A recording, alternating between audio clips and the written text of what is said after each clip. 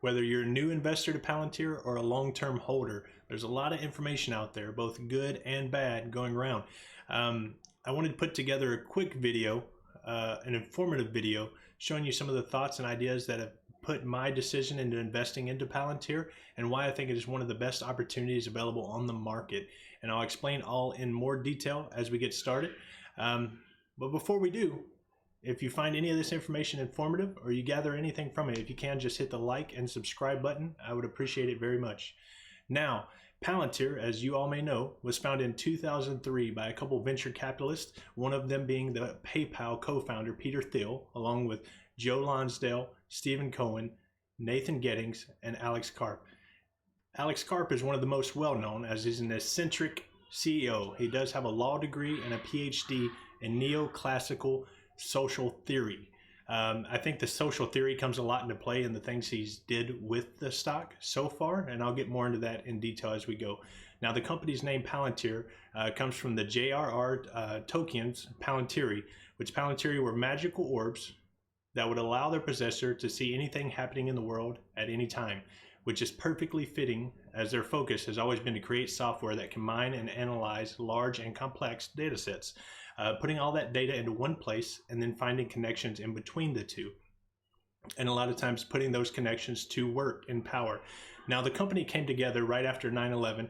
Now, this is kind of sentimental to me, being a veteran as well. This is one of the main reasons I joined the military, was because of 9/11, but it was also one of the reasons that Palantir was initially started.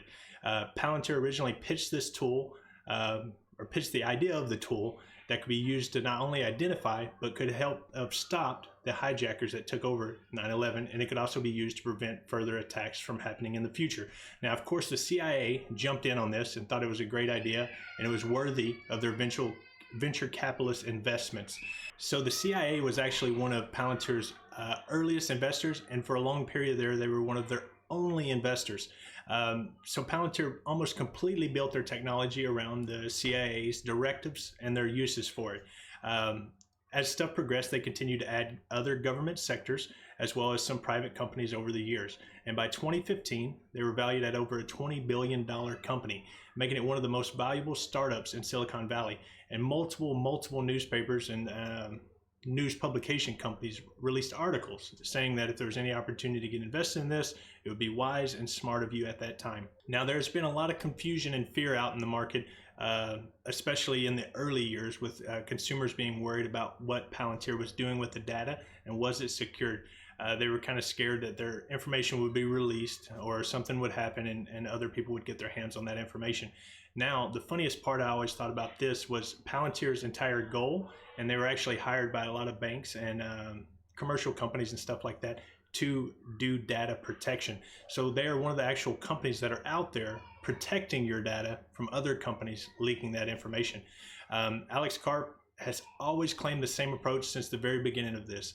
He is for the retail investor, and he is in this for the long haul. And I think in a world full of sharks, Karp has held up in his end of the deal, and I'll explain why. On September 30th, Palantir joined the stock exchange through a DPO, which is a direct public offering. Now, Palantir could have went an IPO route, or they could have went through a SPAC route, which are extremely popular right now. Now, them going the DPO route frustrated many hedge funds and financial investors. And the reason they did this is because it did not allow them the early opportunity to get into the stock before the retail investors did. It completely removed the opportunity of the early investment from them, and it took away from the capital gains that they had a chance of making. For an example of this, I'll show you right now. One of the main ones that pops out of my mind that IPO'd pretty similar to the same round time, and it's also in the software related industry. That's why I chose it, but it's C3 AI. I know they completely do different things, different data sets, so nothing there, just based on company principle. C3 AI IPO'd on December 9th, 2020, shortly thereafter Palantir. Originally, it was announced to IPO at around $30 to $34 a share. And there was a lot of positive market sentiment from retail investors that liked the stock, liked the company, and liked it as an early investment opportunity. Before the IPO date, due to private investors and banks alike, the IPO price was immediately raised to $42 to $48 a share. Then When the stock finally hits the open market, before a retail investor ever has an opportunity, it has almost doubled in value.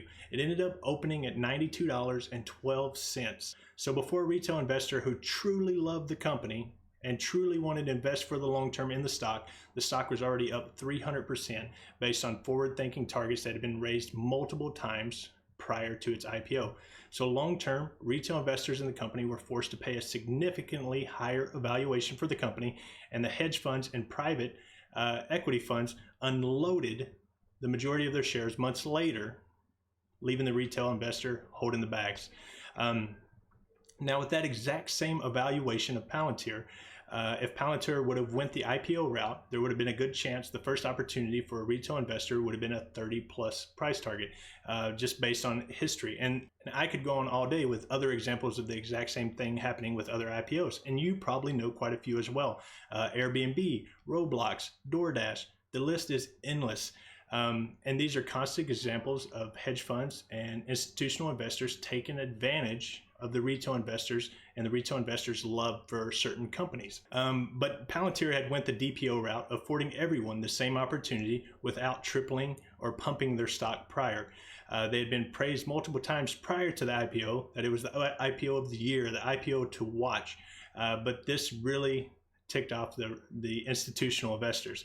It allowed retail investors early opportunity to capitalize in the initial 400% gains. Now that the stock has started to settle back down, we've seen more and more institutional investors starting to step back in and pick up the shares, while at the same time pumping negative feedback and negative articles. Now, the negative feedback and negative articles have mostly been focused around a few things, but they've all had the same goal of initially pushing the share price down, lowering the company's evaluation. Institutions have had a history of pumping out bad information or misinformation to lower the price of valuation of a stock in order to allow them the opportunity to get into it at a much lower price or give them a more of an opportunity to build their positions. But Karp has remained true to his word. The company has signed contract after contract, commercial and government deals, also moving towards smaller levels of assistance, being able to help smaller companies and smaller package deals, lowering the overall price of their software. His long-term focus causes a lot of fear with retail investors, and a lot of that's based on psychological traits that we have grown accustomed to that has been pushed upon us by institutional investors. One example is his meager 30 to 35% projections of growth has actually caused fear in the market. People are concerned that only a 30 or 35% growth in the company. And that is completely delusional.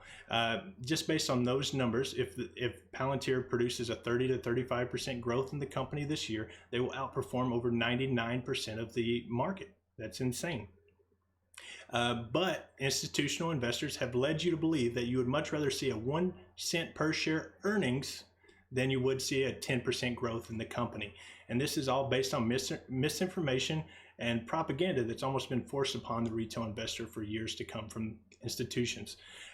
The next in negative news and propaganda is Palantir paying their employees with share-based compensation versus them paying out the company's cash to their employees.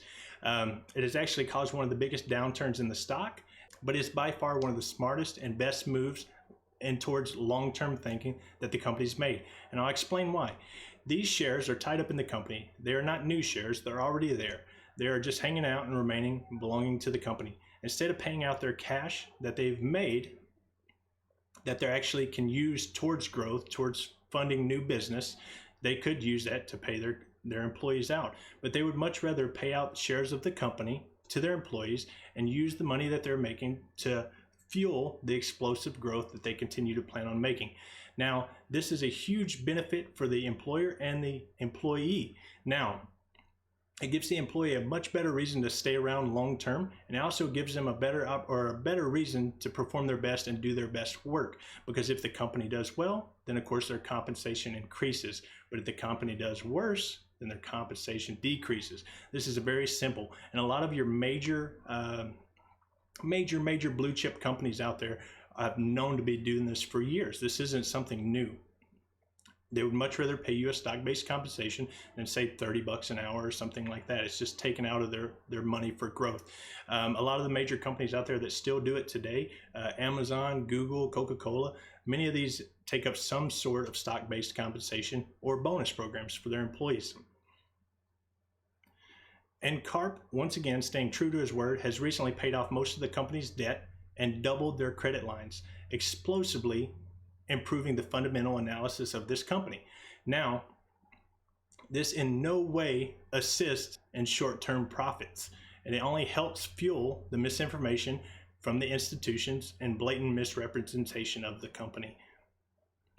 Now, most recently, Karp has began a few PIPE investments, investing in other companies through Palantir. So now not only are you a shareholder of Palantir, but you also get a piece of some of these other very, very forward-thinking companies.